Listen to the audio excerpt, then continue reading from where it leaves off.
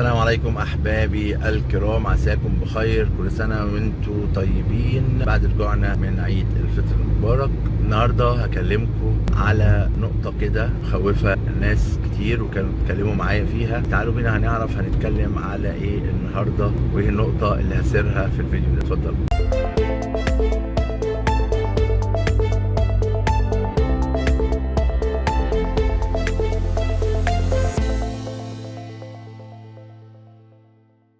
السلام عليكم ورحمة الله وبركاته احبابي الكرام، عساكم بخير. في ناس اتكلموا معايا وسالوني اكتر من حد، هل الشركات مع الاسعار الجديده المتغيره اللي عماله تحصل للمواد الخام واللي تزيد بشكل كبير هتلتزم ولا مش هتلتزم؟ هل هيسلمونا ولا مش هيسلمونا؟ ايه اللي هيتم في الموضوع والامر دوت؟ والناس هتسلمنا ولا مش هتسلم؟ طيب خلينا اقول ان احنا بالنسبه لموضوع التسليم وبالنسبه لموضوع الشغل الخاص بحته هيسلمونا ولا مش هيسلمونا بيرجع لعاملين اتنين. اول عامل موضوع الشركه نفسها، مدى قدرتها ومدى قوتها. في للاسف شركات مش حاسبه الموضوع من الاساس صح، يعني مش عاملين الحته بتاعه الريسك والمشكله اللي كانت ممكن تحصل ومعامل التضخم، كل الكلام دوت ممكن ما يكونوش حاسبينه من الاول، وبالتالي كانوا من الاساس عاملين الموضوع غلط. كانوا حاطين هامش ربح بسيط جدا، وبالتالي ده اتضرب بالتضخم، فرق اسعار الخامات، خلى الموضوع فيه خساره بنسبه كبيره جدا. في شركات كانت حاسبه الامر دوت، فكانوا حاطين على الاقل التضخم، فرق التضخم، وبعد حاجه في زياده الاسعار، فلو خسروا مش هيكسبوا خالص، او لو خسروا هيخسروا حاجه بسيطه. الشركات الاولانيه للاسف الشديد مش هيكملوا ومش هيستمروا، وهتحصل ما بينهم وبين اللي اشتروا منهم مشاكل، خصوصا اللي اشترى في الفتره اللي هي بتاعت 2021 و2022، والمفروض انه يسلم في 23 و24 و25.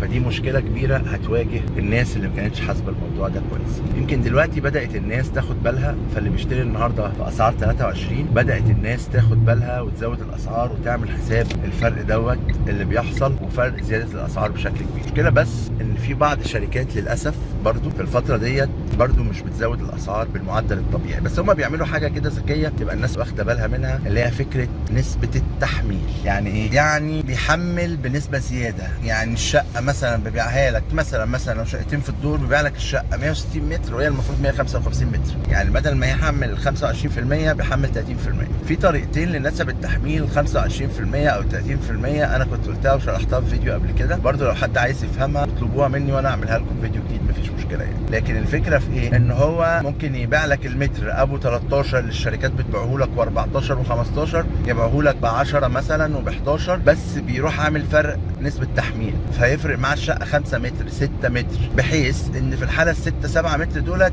يزودوا الشقه من 10 او من 11 اللي هو حاططها ل 12، فما يحسش بفرق كبير فيقدر يعدي بالموضوع. لكن انت اشتريت مساحه اقل، فدي مهم اللي احنا ناخد بالنا منها. اذا واحنا بنشتري بندور على الشركه اللي حاسبه سعر المتر مظبوط وحاسبها مظبوط ونسبه التحميل تكون عادله. دي النقطتين المهمين. لكن في شركات مش هتسلم يا محمد، في شركات مش هتلتزم يا محمد، للاسف في بعض الشركات مش هتلتزم. طيب بامن نفسي ازاي؟ بامن نفسي في العقود وفي الاختيار السليم من الاول. دي نقط مهمه جدا لازم تحطوها في حساباتكم قدر المستطاع، خصوصا في الحاجات اللي هي تحت الانشاء، سواء في بيت الوطن او في النرجس الجديده او في الرحاب، شمال الرحاب، او كل منطقه جديده موجوده في القاهره الجديده والتجمع الخامس. ارجو ان يكون الفيديو دوت اداكوا هنت عن الامر دوت، وحاولوا قدر المستطاع تتحروا الدقه طول الوقت. ولو حد محتاج اي مساعده او اي نصيحه يبعت لي على طول. اراكم دائما على الف خير. السلام عليكم ورحمه الله وبركاته.